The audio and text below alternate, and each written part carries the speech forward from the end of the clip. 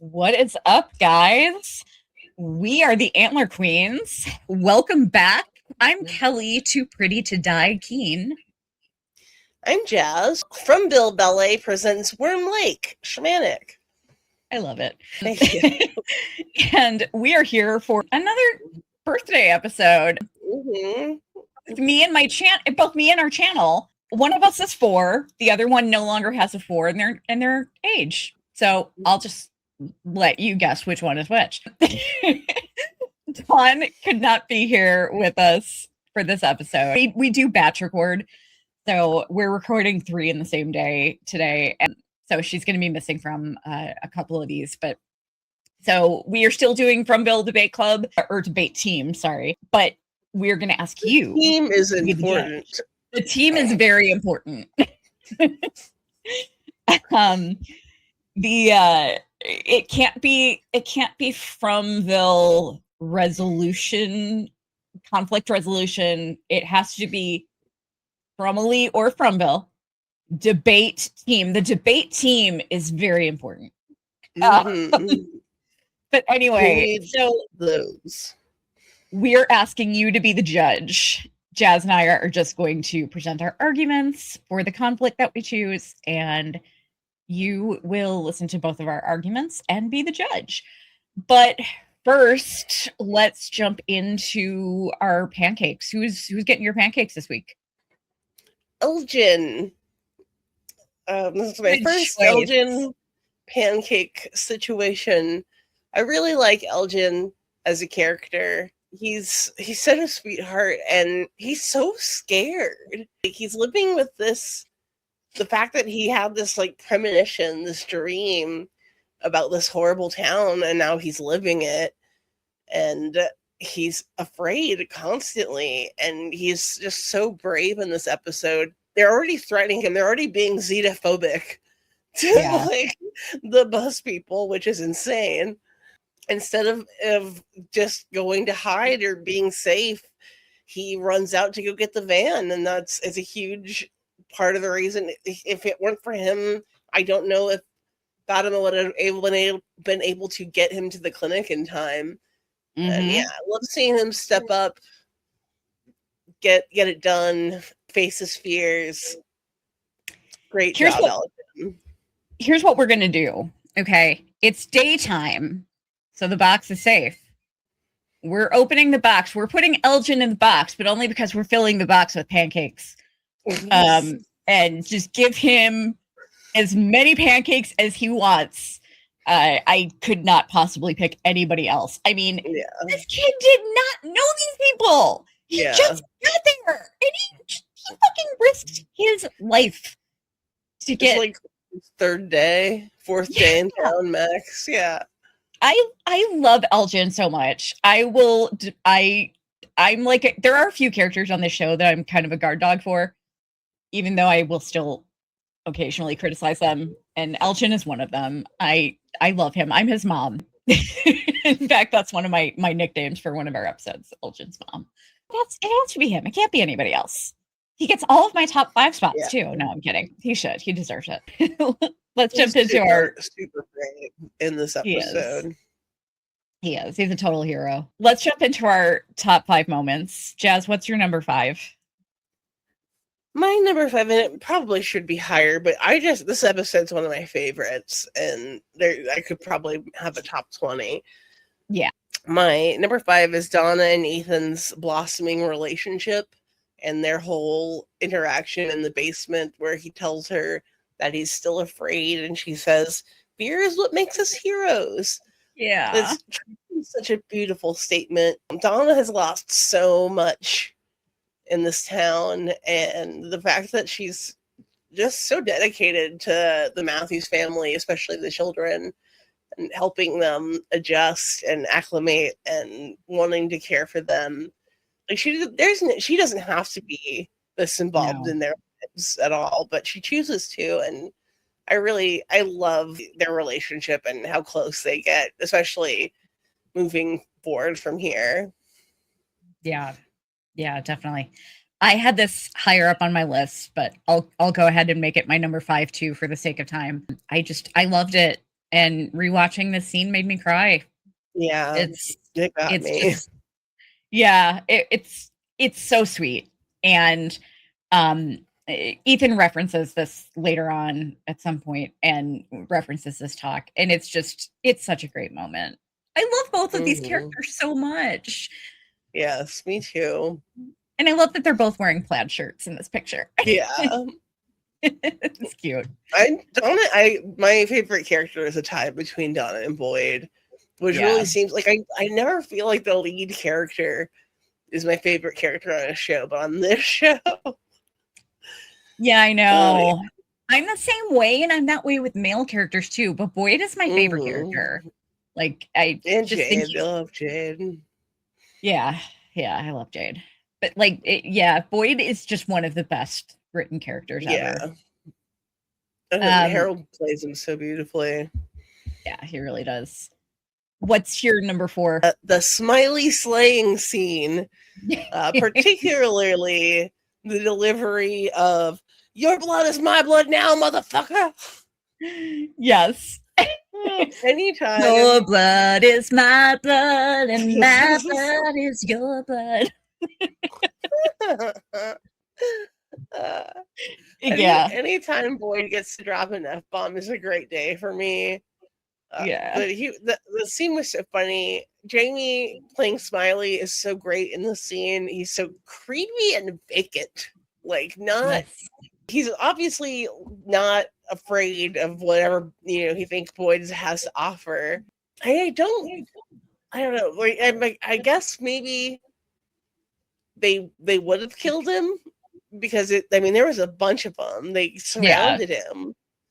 But I really feel like they're not trying to kill Boyd. Yeah. I don't think they are either. Who knows? I feel like the monsters only have certain people that they try to go after. I feel like it's not random. But I do feel like they'll pretty much take anyone who's outside. But that they have people that they don't go after deliberately. Mm-hmm. Yeah, I hear you. My number 4 was Boyd being validated. I felt so bad for him because everybody just kind of looked at him like he was crazy, despite that crazy shit happens there all the time. But I loved it. Was actually, it was realistic because this is kind of like these kinds of situations happen to people in real life. And I felt like this was their way of treating this realistically because they all had reasons to question Boyd. Kenny, especially, his dad had dementia. Boyd seems to have a disease which can cause cognitive impairment. And that's totally on Kenny's mind. So much crazy shit has happened but they're like being too quick to dismiss him. You know what I mean? Yes. And absolutely. I love that he actually was validated and that it wasn't just him seeing the worms anymore. You know? It really bothers me when anyone on this show is like, that thing, that's crazy, because everything's crazy. You live in hell. Yeah. They're like, skin worms, Boyd, that's a bridge too far. Yeah. Night creatures. Omniscient night creatures that know your name the moment you arrive in town. Okay. Yeah. Yeah. My number 3 is Kenny taking charge a lot in this episode. Yeah. And him and Boyd making up in the end really helps. I mean, he's not backed. They're not fully fixed, but they're at least on speaking terms. They're a little more comfortable with each other. But he's being a lot more assertive when Boyd's having his conversation with Father Cotchery. He's like, who are you talking to? You need to tell me. Like, he keeps pressing him until he gets an answer. And that's not a Kenny we've really seen until last episode where he starts literally Hulk smashing Sarah's stuff. But yeah, he puts his foot down multiple times with Boyd and insists on answers, and it's just nice to see him being like, no, you're gonna keep me in the loop. Yeah, I'm gonna make that my number 3 as well, because one thing I liked is I liked how he kept the same attitude, but he switched gears right away. And as soon as he saw the worms, he like pulled out his knife. He's like, give them to me. He was all in on like, Boyd, you need to get this fucking done, and I will point a gun at you to make sure it happens. Yeah, to get Ellis the blood transfusion. Yeah. Yeah. But as soon as he realized that the worms were really a thing, you know, he was like, all right, give them to me. We just have to get this. Yeah. We just have to get this shit done. So yeah, wait. That was wild. Yeah, good on Kenny. That was super selfless and brave of him to be like, yeah, I'll take your worms. Give me your worms, Boyd. Give me all of your worms. Demon worms. Yeah. we don't know. I can't get into spoilers. We'll talk about it when we get to that, because I do have some questions about what would have happened if the worms had stayed long term. Okay, well, we're going to add a special segment onto this episode for analyzing and theories, because I have way too many thoughts on the shit that happened in this episode. So yeah, that I'm going with that as my number 3 as well. What's your number 2? Okay. My number 2 is the return of, you're still a terrible fucking priest.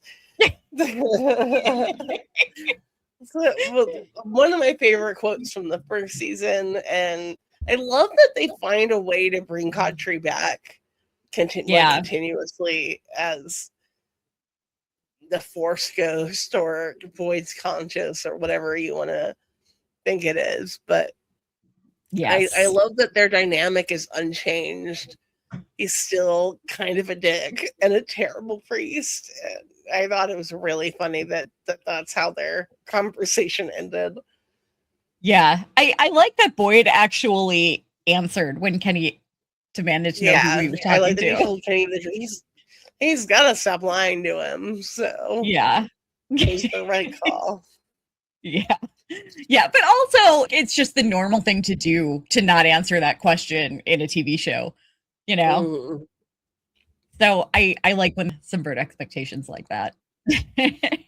My number 2. Okay, this was actually my number 5, because Donna and Ethan were at number 2. So it seems like a weird thing to be for my number 2, but it was originally my number 5. I just absolutely loved the shit out of Marielle's "fuck you." The way she was like ready to storm off. It was so funny. She just wanted to storm off so bad. Kristi's like, you can't go. It's getting dark out. And she just got so frustrated. She's like, fuck you. It was hilarious. She's like, crap. Well, I can't storm outside. So I'm just gonna growl a fuck you at my girlfriend and go out. I thought it was so funny. It is funny. I didn't really think about it, but it's a great performance she gives in this episode. Yeah, I agree. All right, what's your next one? My number 1, and it ties in with my MVP, is Elgin saving the day, but in particular, it is the car ride scene from Colony House to the clinic, shot in real time. Yeah, you never see that on TV. It's always just edited and they pull up, but from the moment they get in the van and start driving to the clinic, you see the entire time that, Fatima is applying pressure. Ellis is bleeding out.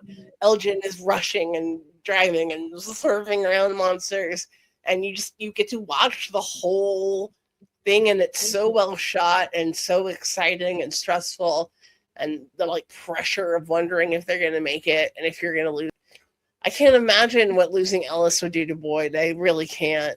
Seriously. Yes, I thought that was one of the coolest sequences that the show's done. Yeah. And I mean, it was pretty much real time, like all the way through. It was, yeah. They showed the whole drive from Colony House to the clinic. My number one, this was also lower, but it was near the top. My number one is, I love the way the scene with Boyd and Tianchen.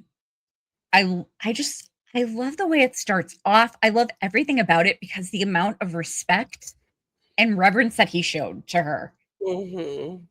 I just loved. You could tell by the way he talked to her just how much he respected her. Genuinely respected her. Wasn't just being like conciliatory. You could tell just how much he respected her and cared for her. I love that. I thought it was a great scene. Me too. Yeah, they're good. Well, Harold Perrineau, it's a great scene partner with everybody, but but I like those two together. I mean, yeah, there's nothing bad I can say. So let's switch over to Fromville debate team. For those of you who have not seen this before, about halfway through, we pick a random conflict from the show and randomly assign roles as to who we are defending. One of us each week is randomly assigned to be the judge, but Dawn could not join us for this episode. So it's just going to be Jazz and I, and you guys are going to have to pick the winner. So today we chose the Kristi and Marielle conflict, and Jazz was randomly assigned to defend Marielle, and I was randomly assigned to defend Kristi. So you will have to listen to our arguments and then decide who is the winner. And I think we both agreed that Marielle's probably the easier one to defend, right? Sure. So yeah, why don't you go first? Let me know when you're ready. Yeah, I'm ready. Start. So Kristi knew when she met Marielle that Marielle was an addict. She was a year sober. Marielle she talks about how difficult it was for her to stay sober, and addiction is not the easy, especially opiate addiction is not an easy thing to just walk away from. It is, generationally, addiction is very, very hard. And for her to be in a relationship with someone who she thought she was going to marry, and for her to disappear with no trace, and even her family doesn't know where she is, it's not really a huge surprise that someone struggling with addiction slips. And she was on the bus on her way to rehab, trying to fix it. It's that time. Oh, thank you. Yeah, I'll just end it there. I asked questions. All right. I'm ready whenever you are. I'm ready. All right. Go. So Kristi, even if Kristi is sympathetic to what Marielle is dealing with, she's running a clinic with lots of medications, and she has to worry about everybody there. They don't have a lot of stuff to go around. And as we see later on, Ellis gets stabbed. He is going to need pain meds. What if Marielle is like completely relapsed and is just like in the back slamming all the morphine in the well, no, she wouldn't be doing that. She'd overdose. But you know what I mean? She could be hoarding it all. And Kristi has to worry about all of them. And she's under a lot of stress. And yeah, I'm just going to stop it there. You've 7 seconds left, so that's pretty good. I actually didn't want to defend Kristi. But it sucks, doesn't it, when you get the hard one? I know. she was a little too mean to Marielle. Well, usually like when I get a bad one, I bust out Granny Fromville, but this one was a little too serious to bust out Granny Fromville, so I had to like make an attempt at actually defending her. So, all right, so let's switch over to our bottoms now. Jazz, who are you putting in the box? This is probably the least surprising thing ever, but Dale. Yeah, Dale is another character who could have a forever box, as far as I'm concerned. Yeah. He's terrible. Dale does just nothing but like ruin people's days. And the fact that he not only was actively trying to murder the bus people, but he accidentally stabbed Ellis in the fucking lungs. How are you so... It's not easy to stab someone that deep and hard. You have to you can't just trip and jab somebody like that. He put force behind it. Yeah. Fuck you, Dale. Yeah, fuck you and a half. Fuck you, Matha, Dale, make America Fromville again.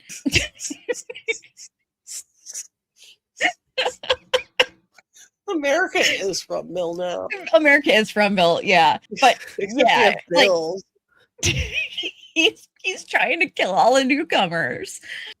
And he's literally trying to murder them. I know. And one of the people that he tries to murder ends up saving the guy he almost killed. Mm-hmm. Ends up literally having to clean up his mess in the worst way possible. And but yeah, he's the fucking worst. And I loved his I loved his weak ass immediate apology. He's like, "Oh God, I'm sorry." Whoops. Yeah. Oopsie. I made an oopsie. Yeah, fuck Dale. He sucks. He should have gotten in the box immediately. Yeah, obviously he's my choice. There's no other choice. Fuck you. By the way, my gone in the box for that. I know he should have. My name, by the way, was my reaction to the first time I watched this episode, I really thought Ellis was gonna die. And that was my I mean, other than my shock and my sadness, because I love Ellis and Fatima, I was yelling at the TV, "No, he's too pretty to die." He's a beautiful man. He is. He definitely is. They are the most beautiful couple I've ever seen in my life. Mm-hmm. It's ridiculous. They will have no doubt have a beautiful Fromville demon baby.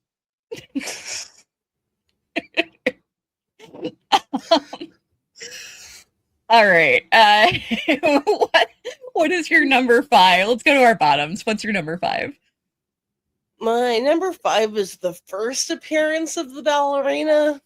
I don't get the ballerina. I don't know what that's about. But the worm mouth situation at the end of that scene is so fucking gross. Yes. I hated it. It made me uncomfortable. It gave me like the creepy crawlies, you know, when you get when like you find a bug on you and then you feel like there's a bug on you for the rest of the day. It gave me that sensation, but in my soul. I can get with that. I am going to be actually sharing some thoughts with us about the ballerina thing and the worms thing in our little theories and analysis segment, because I have a lot to say on that. All right.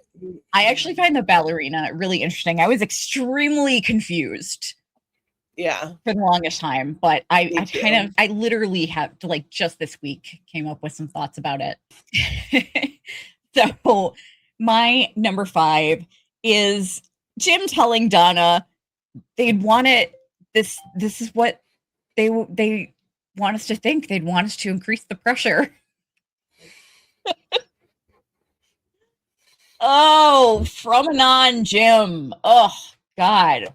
We've got my eyes are and they break off and spiral freely through my head as they roll. I know.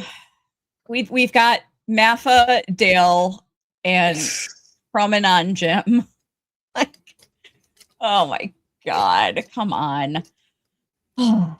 Yeah, that's my number 5. What's your number 4? My number 4 is the moment where Kristi goes to relieve the pressure on Ellis's lung and the blood sprays all over everyone. Yes. That's I love that in a show that has so much supernatural horror, they still make room for regular old medical horror. Yeah. That's literally what would happen if you did that, if you relieved the pressure of a collapsing like that. And it was gross. Mm-hmm. And no one had any PPE. It's terrible. No, they did not. They really did not. My number 4 was Smiley dying.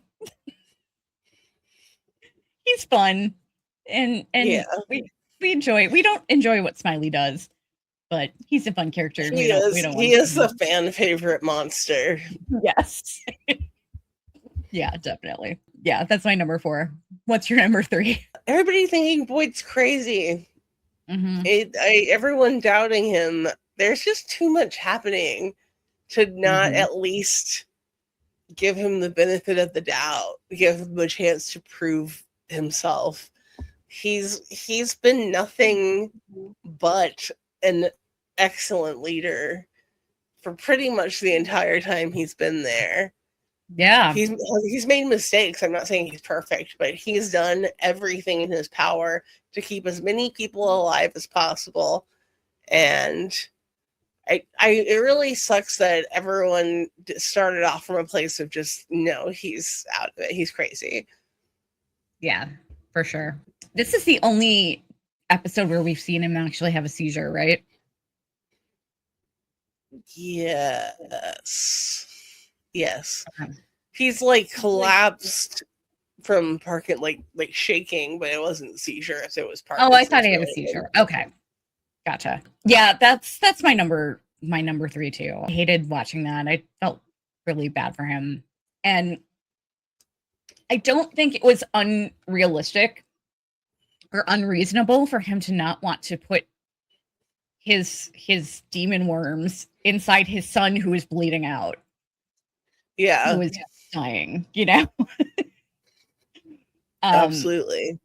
His son is literally dying. I don't think, it's different giving them to Kenny, who is alive and healthy, versus his son who is bleeding out. I wouldn't want to do it either. Yeah, I mean, he was unwilling to do it to either of his sons. Yeah, exactly. I think a lesser person would have taken Kenny's offer, but yeah, he found a workaround because that's our Boyd. Yep, exactly. Mr. Fish and Loaves. What's your number 2? We're on 2 now, right? Yeah, my number 2 is Boyd's fear of ending up like Martin. Like that sucks. I don't blame him at all for thinking that might be in his future, considering his current state, and also not knowing what the hell happened to Martin. He just kind of disappears. And Kenny thinking that it might be dementia, it makes it so much sadder, because he normally wouldn't doubt Boyd like that, but he's dealt with dementia a lot. That was a big part of the reason why he lost his dad. It's why they ended up in Fromville. And I think that just hearing that Parkinson's could lead to dementia just biased him immediately and put him in. They make up at the end of the episode, which is great. But it really put them at odds, because he just did not trust his judgment at all in this episode. No, he really didn't. It's hard for me to watch Kenny and Boyd not being happy with each other, and I'm glad that they kind of made up. My number 2 is I understand where she's coming from. I hate seeing Fatima like being anti-Boyd, Yeah. I mean, he's basically her surrogate dad, or her father-in-law. Mm-hmm. I don't agree with her that he necessarily made the place less safe. Like, he was doing the best he could. Yeah, absolutely. With Sarah. And besides, I don't even know if it's a relevant argument because of the thoughts that I have that I will share in my analysis at the end of this episode. What's your number 1? Phil ruins everything. Yeah. He just sucks. He ruined the last good time they had. I already put him in the box, but Dale as a character sucks. Yeah. He's worse than Jim and Randall combined. He's just a miserable gray cloud over Colony House. Why is he snooping in Donna's business? Why are you, that's none of your business. No one told you how much food there is. She just took food down to pickle. You don't know that she took all of it or what. You are making assumptions and trying to murder people based on assumptions. Yeah. I hate Dale. I do too. Dale sucks. My number one, I already put Dale in the box, so I didn't include him. My number one is, again, going back to Kristi and Marielle have not been okay for most of the time that she's been there so far. It's depressing to watch, but Kristi was just kind of an asshole in this episode to her. I mean, I didn't like it. Yeah. It was not cool. Her behavior was not okay. Yeah. It's not like she's just choosing to relapse. She's been through hell. And Kristi disappeared. Yeah. She was gone. They lived together. They were in love with each other. And yeah, it was really upsetting. Yeah. The way she treated Marielle. Relapse is hard. Addiction is awful. I come from a family of addicts on both sides, and it is, especially if it's in your DNA, it's really fucking hard to deal with. And yeah, I think it was brave of Marielle to be going to rehab in the first place. She was on her way to rehab, trying to take care of this problem, and you're gonna judge her for that? Yeah. Yeah, it's interesting that Kristi ended up in Fromville while on the way to meet Marielle for lunch. Mm-hmm. And Marielle ended up in Fromville because Kristi ended up in Fromville. Mm-hmm. I feel like there has to be some meaning to that, because why would two engaged people end up being in the same town? Mm-hmm. I want to know more about what the deal is there. Why is Marielle there? There's also a theory that I have that I'm afraid to talk about because it's a little crazy. Mm-hmm. What if they don't know each other outside of Fromville? Kristi and Marielle? Yeah. And the town just basically gave them these false memories of each other.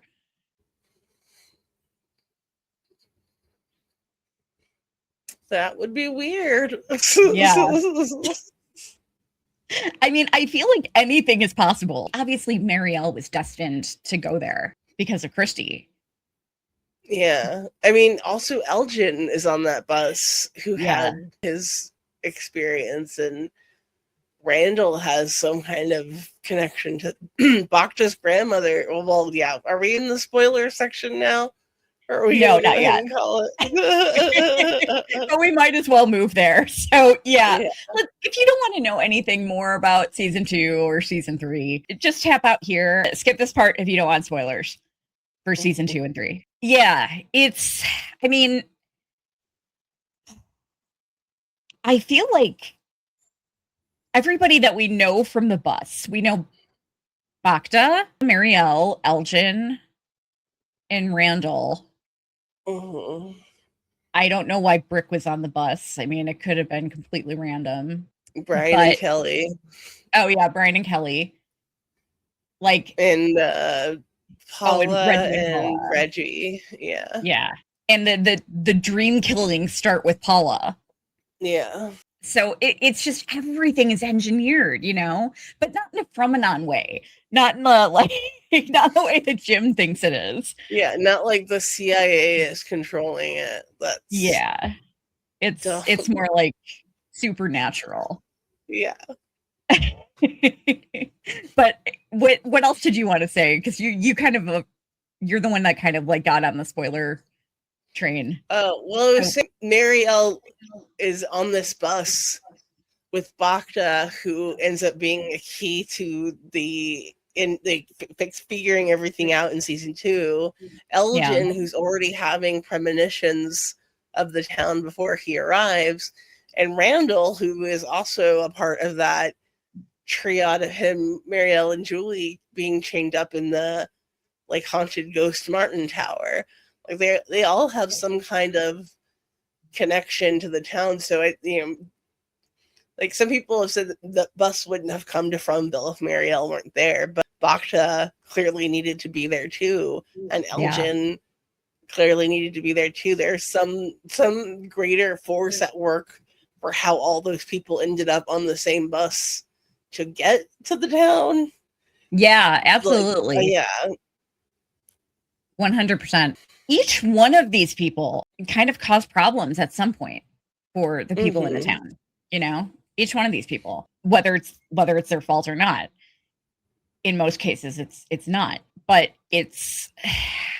I'm so confused. And okay, let's jump into, do you have anything else that you want to talk about that's spoilery before we jump into analysis?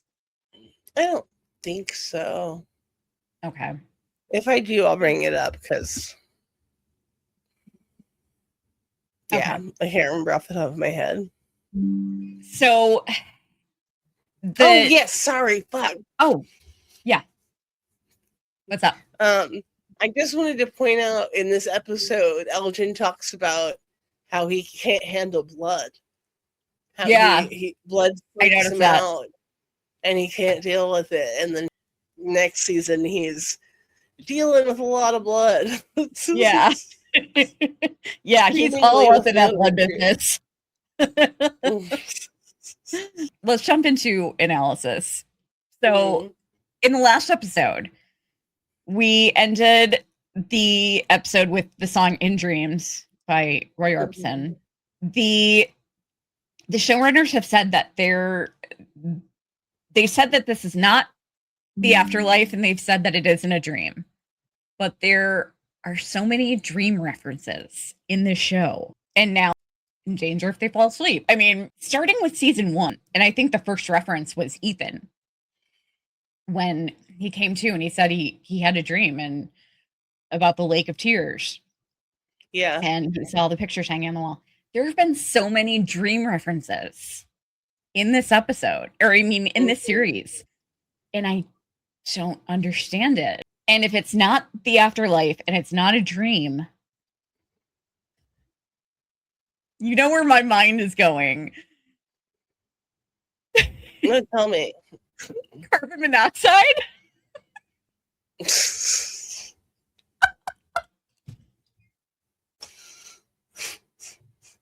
like the Yellow Jackets theory, right? Yeah. Yeah. It's a stupid theory. I don't think that's it. I don't either, really. But I can't help. It's driving me nuts that I don't understand why there's all these dream references.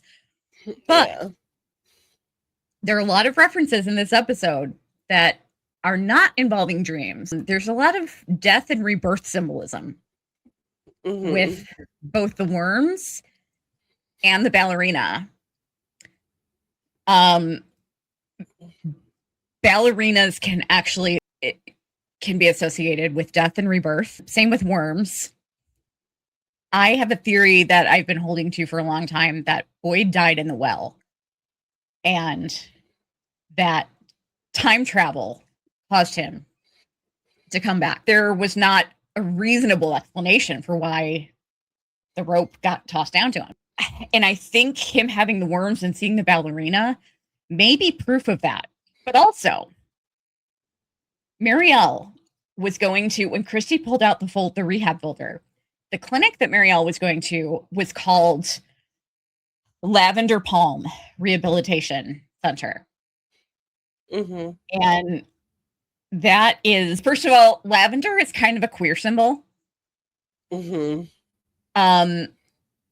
But it's also, lavender is another symptom of like death and rebirth. So there's a lot of like death and rebirth symbolism in this episode, which I think is really fascinating. Yeah. Especially when you think about Smiley. Yeah. Jim, you're on the wrong path completely, dude. Way off base. Yeah. But they've said this is an afterlife. Are they all dying and being reincarnated like at the same time?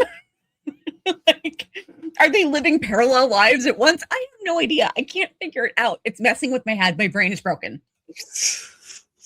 My brain is broken. I need a new brain. I'm gonna check Facebook Marketplace when we're done after this. You don't want to get a brain from Facebook Marketplace. That's not a safe call.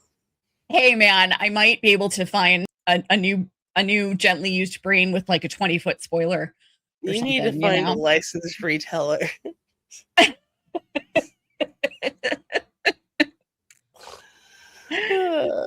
want a gently used brain with a gently used amphibious brain with less than 100,000 miles and pre-George Bush education and hydraulics and a hydraulics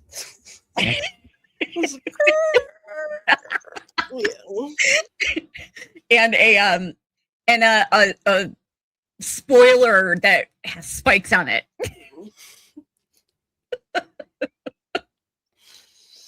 I like it. Yeah. I'm gonna check. I'm sure there's a brain like that for sale on Facebook Marketplace. There has to be. I'm sure there is. If I ever like become a millionaire, I'm just gonna buy all the crazy vehicles that people are selling on Facebook Marketplace. I'm gonna buy them all. You want to hear something really crazy? Sorry to go on a tangent here, but I once saw somebody selling a boat car on Facebook Marketplace. Like it was a boat that was transformed into a convertible car. Weird. A truck, but then shortly after I saw that listing, we actually saw it on the road. Oh, weird. I'm gonna have to send you pictures if I can find them. Like, I took pictures.